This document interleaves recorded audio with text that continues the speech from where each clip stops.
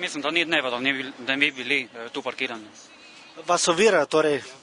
Ovirajo. Kaj mislite, da to prispeva tudi k slabši prometni varnosti? Sigurno. Kaj ste se odločili za parkiranje na postaji? Jaz sem se postavil, da žena mi gre noter. Za koliko časa boste samo sami? Minuto.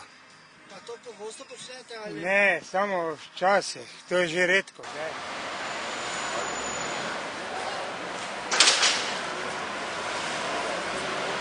Mirujoči promet je v Mariboru vedno bolj pereč problem. Kadarkoli se boste sprehodili po mestu, boste videli ne samo avtobusna postajališča, ampak tudi pločniki, kolesarske steze so dobesedno zaparkirani z avtomobili.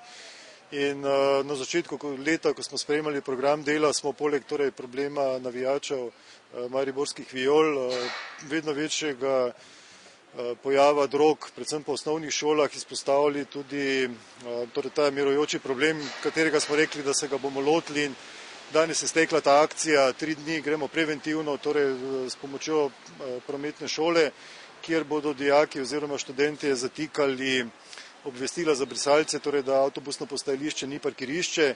V naslednjih dneh pa bomo šli s poostreno akcijo tako redarske službe, kakor tudi policije, na striktno kaznovanje kršiteljev.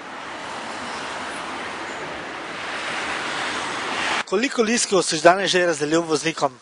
35. In kaj vozniki najpogosteje odgovarjajo? Nič posebej, hvala lepa, pa nič druga. Nekateri tudi se odzovejo, pa se odpeljajo s postajališča, samo teh je malo, ne. Pa vedo, da napačno parkirajo? Ja, vedo, samo kljub temu ne parkirajo, ne.